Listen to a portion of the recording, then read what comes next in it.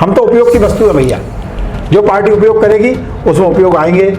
अब वो आप जो भी कह रहे हो उससे अभी तक मैंने ऐसा कोई विचार किया नहीं, लेकिन पार्टी अगर विचार करेगी तो उससे पीछे हटने का प्रश्न नहीं।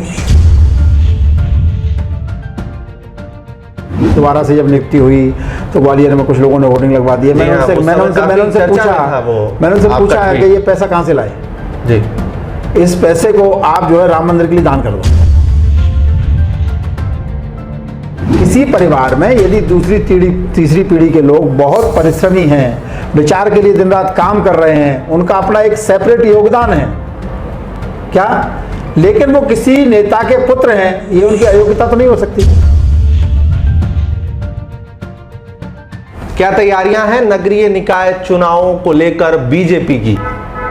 क्या कुछ और सवाल हैं जो बीते कई दिनों से आप लोगों के मन में चल रहे हैं? उस पर खास बातचीत के लिए आज हमारे साथ में है बीते कई वर्षों से सत्ता से पहले और सत्ता के बाद बीजेपी का पूरा मीडिया देखने वाले और बीजेपी और मीडिया के बीच परस्पर संबंध को सुव्यवस्थित तरीके से चलाने वाले श्री लोकेंद्र पराशर जी। लोकेंद्र पराशर जी, आपका पंजाब केसरी में स्वागत। धन्यवाद, नमस्कार। और वैसे तो आप बहुत लगातार काम करते रहने के लिए जाने जाते हैं। कई बार तो ऐसा होता है, सुनने में आता है कि पूरी रात आप कहीं सफ़र पर थे, सुबह आकर के लगातार काम कर रहे हैं। कहीं पर भी पत्रकार साथियों में असंतोष नहीं है आपको लेकर के, तो ये कई बार ऐसी बातें आती रहती हैं कि आखिर कैसे मैनेज करते होंगे आप ये थकान भी काम भी? देखो, ये परमात्मा की कृपा है कि जीवन में आपको काम मिला है और ये संगठन का नेतृत्व का आशीर्वाद है कि उसने इस लायक समझा कि हम काम कर सकते हैं। इसलिए काम करना है तो आनंद के साथ करना, और आनंद का मतलब आनंद के साथ ही करना। दूसरे विचार जब आते हैं तब काम में थकान होती है।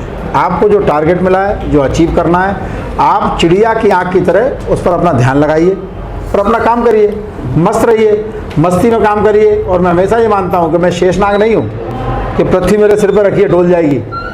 मैं ऐसा मानता हूँ कि मैं गिलहरी हूँ और गिलहरी का जितना प्रयास है उसको ईमानदारी से करना चाहिए। रेत में लपेट के जाना चाहिए, वहाँ जो पुल बना रहे हैं भगवान राम, उस पर जो अपनी रेत गिरा के फिरा जाना चाहिए, उतनी अपनी भूमिका है। आज पंजाब केसरी के दर्शकों के कई सवाल मैं लेकर आया हूँ, सवालों का पिटारा मेरे पास है। अब लोग खुलकर ये कहने लगे हैं कि बीजेपी जातिवाद करने लग गई है। नहीं, लोग कौन लोग कह रहे हैं? जनता है मध्य प्रदेश। नहीं, जनता ने तो कहीं नहीं कहा। जनता तो ये कर रही है कि सभी जातियों का लोक कल्याण में भारतीय जनता पार्टी लगी हुई है।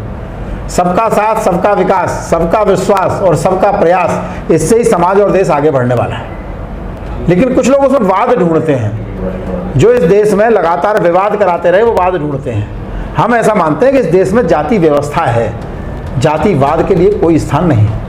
कांग्रेस बहुत अंतर है, दोनों भावनाओं में अंतर है।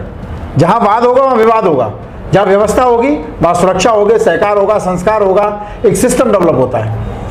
कांग्रेस के राज्यसभा उम्मीदवार विवेक तनखा का कहना है पंजाब केसरी पर, उन्होंने कहा कि वो कांग्रेस जो है वो मनुष्यवादी है और बीजेपी जातिवादी है। अगर कांग्रेस का मनुष्यवाद ये है कि 84 में एक पेड़ गिर जाता है और उस पेड़ के गिरने के बाद हजारों हजार सिख समाज के लोगों को रेलगाड़ियों से खींचकर, बसों से खींचकर, जलते टायर, बरेली में, भागलपुर में, मुजफ्फरनगर में, मद्रास में, अहमदाबाद में, कहाँ क्या क्या नहीं कराती है कांग्रेस।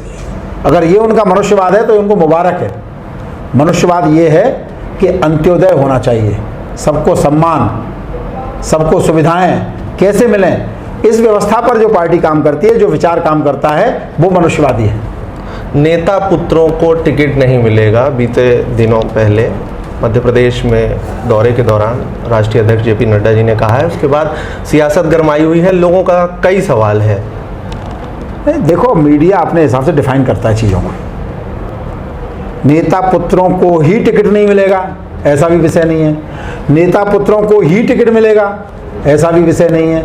किसी परिवार में यदि दूसरी तीसरी पीढ़ी के लोग बहुत परिश्रमी हैं, विचार के लिए दिन रात काम कर रहे हैं, उनका अपना एक सेपरेट योगदान है क्या, लेकिन वो किसी नेता के पुत्र हैं, ये उनकी अयोग्यता तो नहीं हो सकती। लेकिन किसी नेता का पुत्र कुछ भी नहीं करता पार्टी के लिए, या पुत्री कुछ नहीं करती, उनका कोई योगदान संगठन के लिए नहीं है, तो इसलिए वो नेता का पुत्र है इसलिए उसको टिकट मिल जाएगा, ये भी सही नहीं है। तो परिवारवाद को ठीक तरीके से मीडिया को भी समझना चाहिए और अन्य लोगों को भी समझना चाहिए। माननीय प्रधानमंत्री जी ने या माननीय राष्ट्रपति हमारे राष्ट्रीय अध्यक्ष जी ने जो कहा है उसके सही अर्थ ये है कि कार्यकर्ता को टिकट मिलेगा। जो कार्यकर्ता काम करता है उसकी चिंता पार्टी करेगी। अब वो किसी परिवार से आता है, ये उसकी डिस्क्वालिफिकेशन नहीं हो सकती, और परिवार से आता है और कार्यकर्ता नहीं है, ये उसकी क्वालिफिकेशन नहीं हो सकती।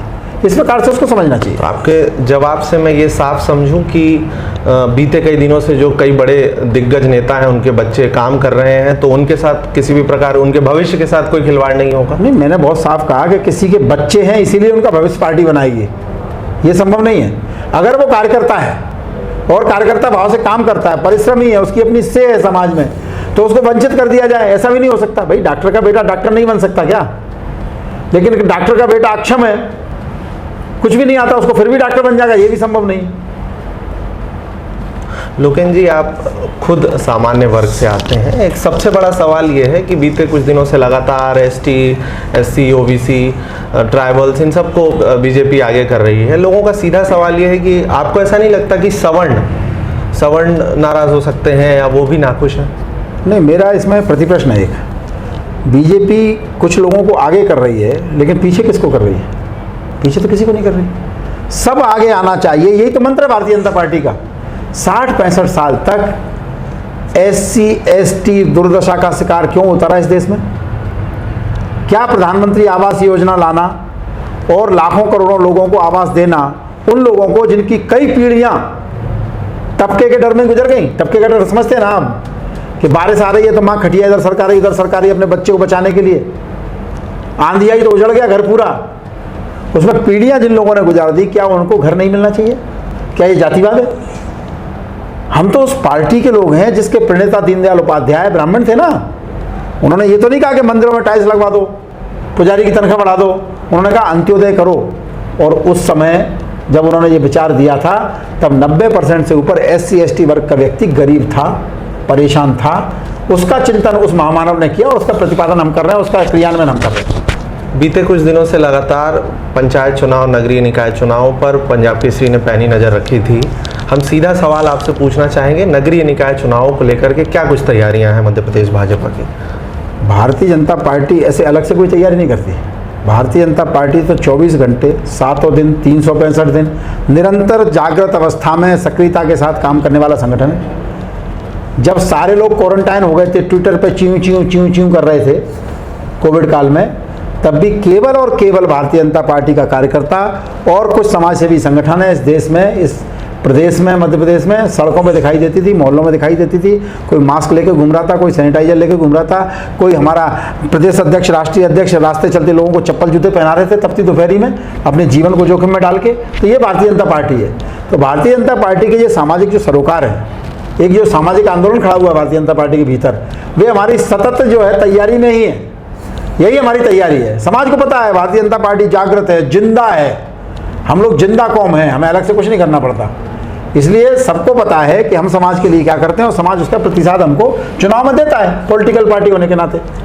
ग्वालियर चंबल इलाके के पंजाब केसरी के दर्शकों का विशेष सवाल मैं लेकर के आपके सामने आया हूँ। वो कई बार ये पूछते रहते हैं, उनको ऐसा लगता है पार्टी से आपकी क्या अपेक्षाएं हैं, और अगर साफ कर दूं तो सांसद या 2023 के विधानसभा चुनाव की तैयारी में आप लगे हुए हैं, विधायक हो सकते हैं, सांसद हो सकते हैं। इन कयासों पर आप एक बार अपने जवाब से संतुष्ट करिए लोगों को। देखो, मैं जिस विचार से आया हूँ उस विचार ने मुझे हमेशा ये सिखाया है कि उस विचार या उस संगठन या जो प्रतिमान है उनसे आपकी कोई अपेक्षा नहीं होना चाहिए।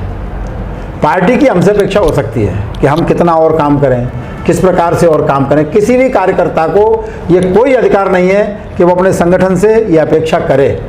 वो कर्तव्य की बलवेदी पर होम होने आया है और वो हम काम कर रहे हैं। अपना तय करना है कि उसको मेरा क्या उपयोग करना है। हम तो उपयोग की वस्तु है भैया, जो पार्टी उपयोग करेगी उसमें उपयोग आएंगे। अब वो आप जो भी कह रहे हो उससे अभी तक मैंने ऐसा कोई विचार किया नहीं, लेकिन पार्टी अगर विचार करेगी तो उससे पीछे हटने का प्रश्न नहीं है।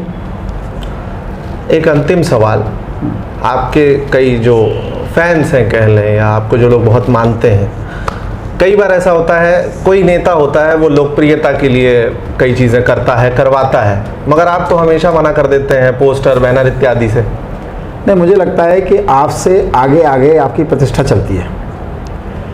परछाई जैसे पीछे सूरज जब आता है ना तो आपकी परछाई आगे आगे चलती है, तो लगता है कोई आ रहा है। तो आपको इसको लिए ये सारा करने की आवश्यकता, मतलब ये व्यक्तिगत विचार है, बहुत अधिक नहीं है।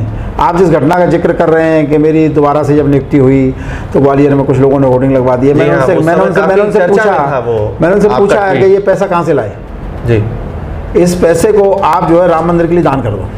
मैंने अपील भी की थी उस समय। तो मुझे ऐसा लगता है कि स्वयं के प्रचार से जितना हम बच सकें उतना ठीक है।